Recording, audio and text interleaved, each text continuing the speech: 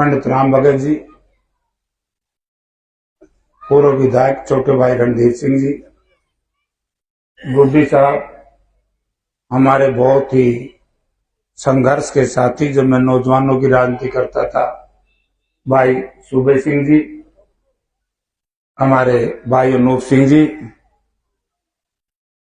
जय सिंह जी पाली, और साथ आए हुए मेरे दोस्तों, गांव के सम्मानित बुजुर्गों, नौजवान भाइयों, घरों में जहां तक भी मेरी आवाज सुनाई दे पा रही है, माताओं, बहनों और प्यारे बच्चे, बुजुर्ग और साथियों, आज तो मैं और मेरे साथी आपसे कांग्रेस पार्टी के लिए, जयप्रकाश के लिए वोट मांगने आए। मैं आपसे 2-3 बात ही कहूंगा कि मध्यवर्ती चुनाव तो होते देखे। मेरे 40 साल की राजनीति में हमने जब भी चुनाव देखे, जब कोई विधायक सड़क से धार गया, हमने चुनाव जब देखा तो कोई विधायक एमपी बन गया। गीता जी आओ, गीता जी से सारे परिचित हो गए, इंचार्ज हैं ये पूरे इलाके की, और 4 बार की ये मंत्री और एमएलए हैं। तो या फिर कोई विधायक ज्यादा बीमार हो जाए, संगीन बीमारी हो जाए, या फिर कोई ऐसी सरकार गलती कर दे, इलाके की जनता के साथ जुल्म और तशद्दुद हो, तो जनप्रतिनिधि कई बार इस्तीफे दे देते।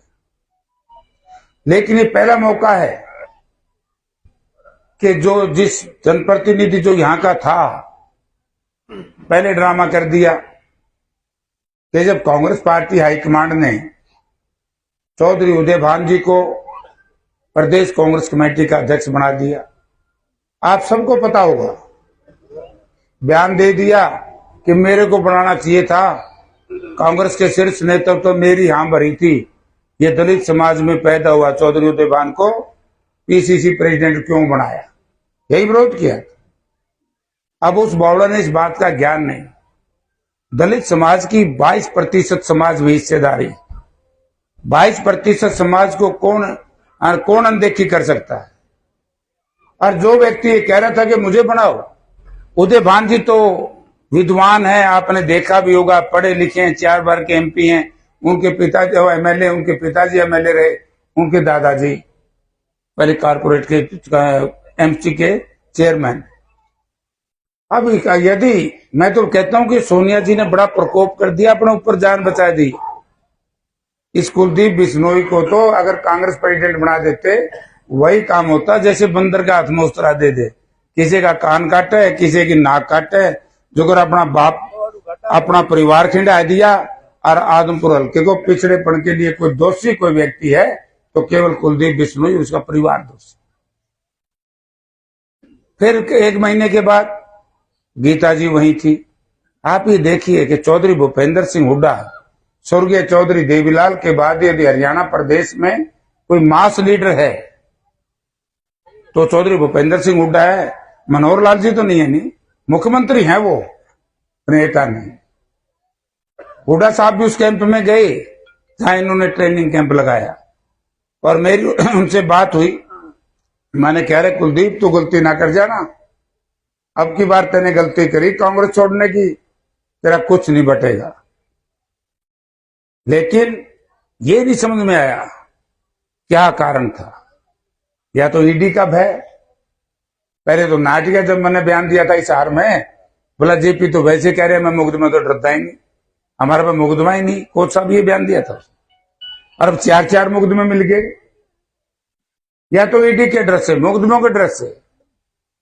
अगर मुकदमों के डर से कोई नेता पार्टी छोड़ करके जब जनता के साथ विश्वासघात करे और जनता का ईमान ऐसी पार्टी के सामने बेचे जिसकी वजह से हमारे 730 किसान शहीद हुए थे, बुरी बात थी, बीजेपी में जा बढ़ी।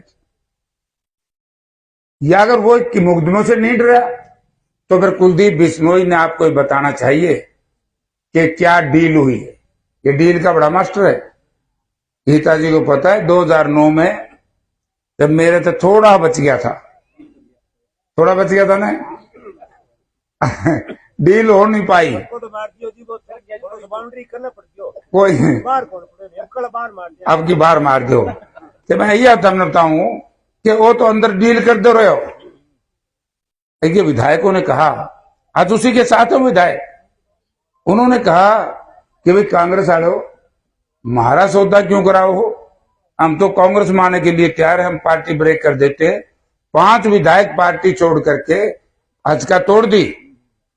वो हेलीकॉप्टर में गीता और के साथ चंडीगढ़ पहुंच गए। और श्रीमान जी श्याम ने कहा, बोला मेरे साथ सौदा आया था। सौदा तो विधायक बेच दांड है, खुद बिक दांड है, किस बात का सौदा था? राजनीति में कभी सौदे नहीं होते। हाँ, अच्छा व्यापारी तो है, राजनीतिक नहीं है। इसीलिए हीरा जवाहरात के मामले को लेकर के 200 करोड़ रुपए की मनी लॉन्ड्रिंग का केस इस परिवार पे है, और जिसकी वजह से इसने भारतीय जनता पार्टी के सामने घुटने टेके। तो एक तो ये, और दूसरा जयप्रकाश। अभी मुझे पत्रकार पूछने लगे, बोला जी ये कोड़ी वाला मकान आपने बना लिया, मावे थमने के मैंने रहने मिल गया, थर दर्द हो रहा है, तो मेरे पे सारा हिसाब मांगो। जो इस कुर्सी भी सुनो पे भी तो मांग लो कि उसी यही पूछ लो भाई डील क्या हुई है। जयप्रकाश को जिताओगे, जयप्रकाश विधानसभा में जाएगा, विपक्ष में बैठेगा, लेकिन मैं ये कह सकता हूं कि विपक्ष का विधायक भी अपनी उतनी विकास कार्य करा सकता है जितना सत्ता पक्ष। 5 करोड़ की तो जब मैं यू एमपी थे, मैं हिसार से एमपी था, ये भिवानी से एमपी था, और आप लोगों को बता गया कि मैंने कांग्रेस छोड़ दी। यही कहता रहे ना। मार्च 2009 में जब न्यूक्लियर पावर को लेकर के पार्लियामेंट में बहस हुई थी, परमाणु ऊर्जा को लेकर के, तब मैंने देखा कि कुलदीप बिश्नोई हमारे पिछली सीटों पे बैठा है। तो मैंने स्पीकर साहब से कहा कि स्पीकर साहब, कुलदीप तो कह रहे मैंने इस्तीफा दे दिया है, ये हाउस में कैसे आ गया? क्योंकि जो एमपी ना रहे वो सब हाउस में नहीं बढ़ सकता। खड़ा होकर कहता है, बोला जी मैंने तो लोगों को वैसे बुका दिया था, मैं तो कांग्रेस में हूं। अपनी संपत्ति बचाने के लिए, अपनी ऐश और ऐश्वर्य की राजनीति करने के लिए आप लोगों को बहकाता रहे। कांग्रेस पार्टी में 2005 से लेकर के 2009 तक चौधरी भूपेंद्र सिंह हुड्डा चीफ मिनिस्टर थे, और आप लोगों को याद होगा कि बाढ़ समुद्र में आए थे नहीं? चुम्बन मांग रखी थी हुड्डा साहब के सामने, हमने एक मांग भी पेंडिंग नहीं छोड़ी, और फिर भी बावड़े नहीं गए, हुड्डा ने विकास कार्य नहीं कराए। या तो इनकी मंदबुद्धि है, या फिर ये शरारती हैं कि जिस व्यक्ति ने काम किए हैं उसके काम को दबाना चाहते। जयप्रकाश एमपी हिसार से था, हिसार में लाला लाजपत राय के नाम से यूनिवर्सिटी नहीं बनी? भाई लोगों, बनी है कि नहीं बनी? हिसार में एक्सप्रेस हाईवे 2 नहीं बने, एक राजगढ़ से चंडीगढ़ और दूसरा रोहतक से लेकर के डबवाड़ी तक। हिसार को दिल्ली सीधा रेलवे लाइन से नहीं जोड़ा, हांसी से लेकर के रोहतक तक, सरसा तक, बठिंडा तक के लोगों का लाभ रहा। बरवाला में थर्मल पावर प्लांट नहीं बनाया।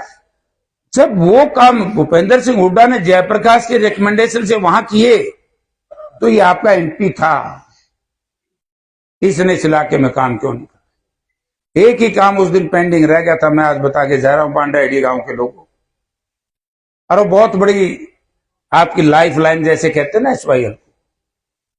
मैंने एक प्रोजेक्ट तैयार करवाया था, जब एक खड़ी रैली हुई थी आदमपुर में। वैसे तो बड़े नुगवे हैं, जेपी आया को नहीं, बड़े झूठे आदमी हैं। पहला नुगया थे झूठे मर जे, तो आप भी नहीं चढ़ता इनके। सबको पता है 25-30 हजार की खड़ी रैली थी, बारिश पड़ रही थी, मूसलाधार बारिश, और हुड्डा साहब के सामने बहादुर साहब, आपको याद होगा मैंने एक बात कही थी कि इलाका हुड्डा साहब 5-10 गांव ऐसे हैं जो नहरी पानी अगर मिल जाए तो ये समझो गांव में 100 बच्चों को रोजगार मिल जाए। तब उन्होंने कहा कि क्या प्रोजेक्ट तैयार कराओ। हमने लाखपुर से लेकर के बांडाहेड़ी तक एक नहर के माइनर का निर्माण के लिए तैयारी कराई। टेक्निकल अप्रूवल होगी, सिंचाई विभाग ने उसमें अपनी स्वीकृति दे दी। आप लोगों ने हुड्डा साहब की छुट्टी कर दी। अरे भाजपा नकम्मी आ गई, एमएलए तुमने गलत चुन दिया, उसने आपकी आवाज विधानसभा में नहीं उठाई। वो प्रपोजल जहां थी एआईसी चौधरी फूल सिंह नैन से जब एक दिन मैंने पूछा, रमा नैन साहब तुम काट दे यार इसने, बोले को मामला उठाना ही नहीं, बीजेपी आगे बढ़ना नहीं। जैसे ही आप अपनी सरकार बनाओगे, हुड्डा साहब की पहली कलम से सबसे पहले में जो सिंचाई की अधूरी परियोजना है, जिसकी वजह से आप लोगों ने हर रोज धरने देने पड़ते हैं, उनसे मैं निजात दिलवाऊंगा और इस इलाके में नहर खुदवाने का काम चौधरी भूपेंद्र सिंह हुड्डा का। हमने काम किए हैं, ये ड्रामा करते हैं। तो इसलिए मैं आपसे एक नम्रतापूर्वक निवेदन करने आया। मैं उन भाइयों से भी निवेदन करना चाहूंगा जो जेजेपी के, वैसे तो जेजेपी वाले भी नियुक्त हुए हैं, जीता का जेपी, वो भी जेजेपी, और बीजेपी वाले तो डूडी साहब आए गए। अब मजाक कर रहे थे ये। जिस दिन कुलदीप बिश्नोई ने कांग्रेस छोड़ी, मैंने इन मित्रों को टेलीफोन किया, मैं कहा भाई क्या करोगे, डूडी साहब इज्जत से आ जाओ। बोला भाई इज्जत से बुलाओगे तो आ जाएंगे। तो इन सब के जितनी भारतीय जनता पार्टी का संगठन था आदमपुर हल्के का, टोटल आपको ज्वाइन कर गया। जितना आम आदमी पार्टी का कैडर था सारा आपकी पार्टी को ज्वाइन कर गया। हाँ, सतवीर जांगड़ा ये बैठे, तो ये सब लोग आ गए। तो मैं आपसे एक बात कहना चाहता हूं कि ये मौका देखो कि पहली बार सरकार में तो जानते देखे, सरकार छोड़ करके पहली बार आंधे देखे तो हमने हरियाणा में आंधे देखे, हुड्डा के नेतृत्व में आते देखे कि चाहे बीजेपी हो, और कल तो बहुजन समाज पार्टी के साथियों ने बड़ा भारी निर्णय ले लिया। उन्होंने कह दिया कि हम कांग्रेस पार्टी का जयप्रकाश का समर्थन करेंगे। 2-3 दिन में 1-2 पार्टी का समर्थन की ओर घोषणा हो जाएगी, और 22 तारीख को एक इतनी बड़ी घोषणा होने जा रही है। उसके बाद मेरे हिसाब से आदमपुर विधानसभा क्षेत्र का एक एक मतदाता ये कहेगा कि कांग्रेस पार्टी की 100% कहो न था, अरे इस पे गुट मोर लान पे नहीं बटन दबाने पे रोड़ा पड़ रहा था। 200% आपकी जीत निश्चित है, कोई रोक नहीं सकता। चौधरी भूपेंद्र सिंह हुड्डा 22 तारीख को आएंगे, एक बहुत बड़ी ज्वाइनिंग होगी। उसके बाद वो इलाके के लोगों से जो भी साथी उनको मिलना चाहे हिसार के कांग्रेस भवन में वो बैठे। तो यानी कि आज रुझान आपकी तरफ है। ऐसे वोट किस बात के? पहली बात तो बीजेपी से लोग नाराज, दूसरा कुलदीप से लोग नाराज, दोनों इकट्ठे मिनियाना था नरभाग अपना घर लरंदा इन्हें घर के टिकट दिए नहीं राज में। आपके इलाके के गांव में था। मेरा 2009 का एक तजुर्बा है। यदि 2009 में जितने वोट परसेंटेज खारा बरवाड़ा की थी, सदरपुर की थी, आदमपुर गांव की थी, अगर उतनी ही पोलिंग परसेंटेज इस इलाके में बहादुर साहब कर दी तो तरफ पार पार का में मुकाबला ही नहीं है। मैं तो एक बात कह के जाऊंगा, दोबारा बुलाओगे तो आऊंगा। चुनाव के दौरान गीता जी यहाँ रहेंगे, हमारे दूसरे सीनियर साथी यहाँ रहेंगे, और मैं आप लोग यहाँ रहेंगे। मैं रहूंगा आदमपुर और आदमपुर के आसपास। अगर हमारा बढ़िया रिजल्ट आए तो मुझे कह देना भाई, और जो थारा बढ़िया रिजल्ट आएगा मैं सामने मान लूंगा। ये तो 6 तारीख में तोड़ हो जाएगा। फिर बढ़िया कार्ड्स को अगर ये नौजवान साथी निर्णय ले लें कि सुबह ही 6 बजे, 7 बजे शुरू होगा ना पोलिंग, 6 बजे कोच साहब लाइन ला दियो, तो हम तो यो काम कर दे रही हो, और मैं फिर सदरपुर में खड़े हो जाऊंगा, जाके अपना खड़े होना ठीक ठाक सा रहो, फिर को दिक्कत किसी ने आंधी नहीं। वहां की जिम्मेवारी हमारी है, यहाँ अपने संभालना है। आपका बहुत बहुत धन्यवाद। गीता जी, इनसे हमारा दूसरा संबंध भी है। हाँ बोलेगी? बस आप बोलिए। अरे नहीं, जब आप बोलिए हमारा कोई फर्क नहीं पड़ा गीता। हमारा सामाजिक संबंध भी है। बेटी हैं झज्जर के पास बड़ा गांव है इनका, मातनेल की, और बहू है हमारे गांव की। 4 बार एमएलए हैं। आगे पाछे कुछ नहीं होता, बोलो कुछ नहीं होता।